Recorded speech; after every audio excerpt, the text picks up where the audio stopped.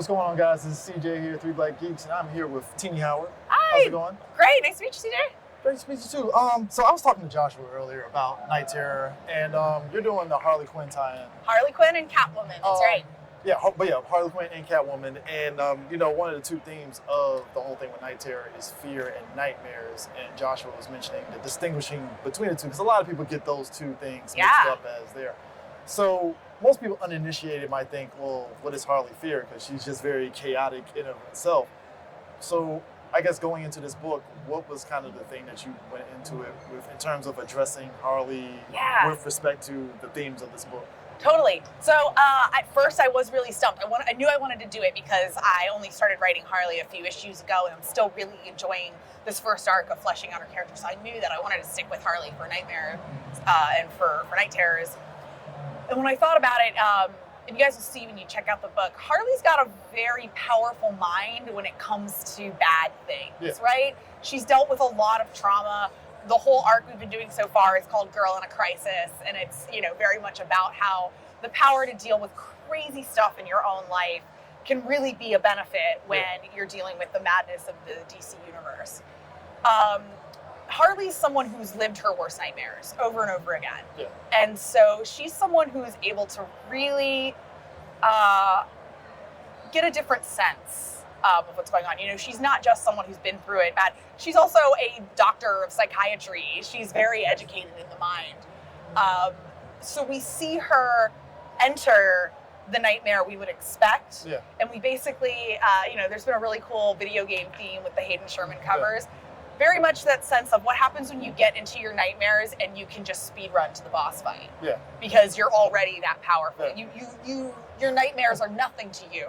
So what is it like when Harley can dream and just speed run to the boss fight? Yeah. What comes after you defeat your dream? Yeah. And it's something that ties into the larger arc we've been doing with Girl in a Crisis so far, which is why I was really grateful that Josh invited us, to handle the characters we've been working with on this event. And I'm really excited. And, the first issue, our first part of our Night Terror story is a lot of fun and a bunch of surprises.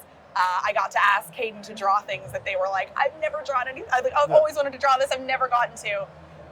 And then part two is the backswing. When we see Harley might not be as powerful in her dreams as she believes. You're also doing Gotham Wars. I am. And, Chip Zdarsky and I. And, Gotham has always been in the middle of just like multiple storylines over the years at DC where Gotham is in the heat of just everything. Even like the Battle of the Cow, Gotham's at the center of it. Even though it's about who's taken up as Batman, it's like Gotham is right Absolutely. Battle of the Cow is one of my favorite Batman events ever, too. I'm a huge fan of that story. So, going into Gotham Wars, what was kind of like, I guess, the brainstorming process to kind of get that going? Well, I'm so glad you mentioned Battle for the Cowl, because a big part of it to me is that I was like, I'm writing Catwoman. Chip Zdarsky, who's a friend of mine, someone I love to work with, is writing Batman. He's doing an incredible job. And I was kind of like, would we be willing to do a story together? I would love to do, what I jokingly started calling Bat-Cat War. The idea that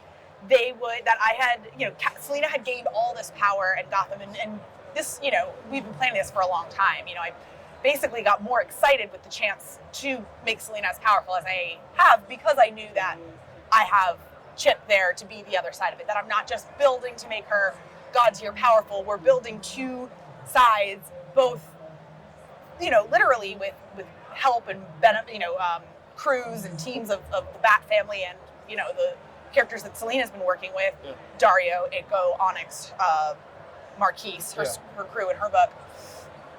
We're bringing them together because he's the world's greatest detective. She's the world's greatest criminal. And they're both trying to solve the problem called crime in Gotham. Yeah.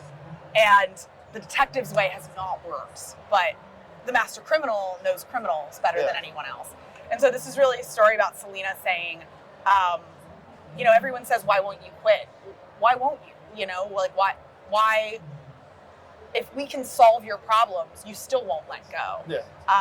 And to Selina, being a woman, sometimes you're like, are you just not wanting to do it because it's my idea? Yeah. Do you just not like it because it's me? So it's a really exciting event. I'm really glad you brought up Battle for the Cowl because stories like that and Resurrection of Ra's al Ghul. I just think of all these great events. Robin War, just things that were like. Robin War. That's another one. What my favorite events in Gotham are the ones where it's like you get a bunch of people buying in. You know, we've got Matt Rosenberg writing a cool one shot. We've got these battle lines being drawn, and it's just going to be my favorite kind of Gotham event. You know, a nice, tight, short story where everyone buys in, throws it in, and does their best. I mean, and we've just choreographed every moment of this to feel great. I mean, there's fighting, there's kissing. What more do you want? Yeah.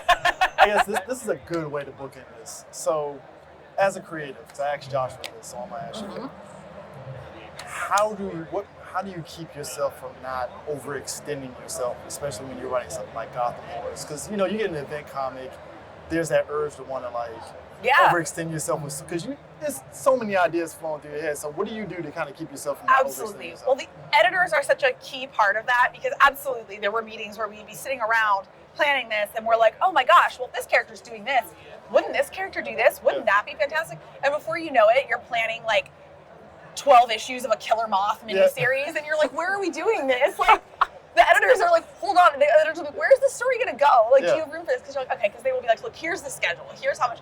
But they do work with us. When they say, wow, you really have a lot of stories. So here's so-and-so will write this part of the story. And so you can have a few, one-shots and tie-ins and things like that. The last big crossover I did was at Marvel. I did 10 of Swords with Jonathan Hickman. Oh yeah, that was ambitious. Yeah, thank you. And it was insane. It was huge. It was 22 issues, and they were chronological, tightly coming out on a multi-week schedule. And it really did teach me, though, that I love it. It taught me that I love sitting down with another writer and my editors and being like, let's bring together all these things we've made and to plan, to say a year in advance, when we get there, there's going to be this. It makes it so much more exciting that there are so many elements that are going to pop off in huge ways during Gotham War that have been in the comics for a year now. Yeah, people are going to be just surprised and excited and wowed, and hopefully they'll feel the way I feel when I read my favorite Gotham events. So, well, I appreciate you taking the time talking to us. Thank you so much, CJ. I've been like I said, I told Joshua I like Night Terror, so when I heard that you had a tie-in, I was like, okay, let me get the other angle to this. So absolutely. It's been great hearing his collaborative process, and I think he said y'all had like Zoom calls sometimes. Yeah, Josh is great. I really like him a lot. He's a fantastic writer, and he's someone that when I first got to DC, it was just like, I'm so glad you're here, and has always just been welcoming and wonderful. He's a great writer. Night Terrorist is going to be great. Cool. Well, appreciate you taking the time. Thank you so much, catch you guys. Peace.